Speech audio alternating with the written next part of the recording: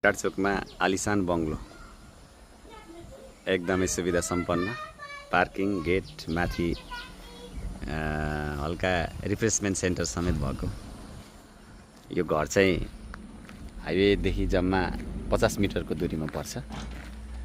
हजुरले लिने योजना गर्नुभएको छ भने हामी यसलाई सेल गरेर हामी अहिले ग्रिन सिटी प्रोजेक्टमा घर बनाउँदैछौँ।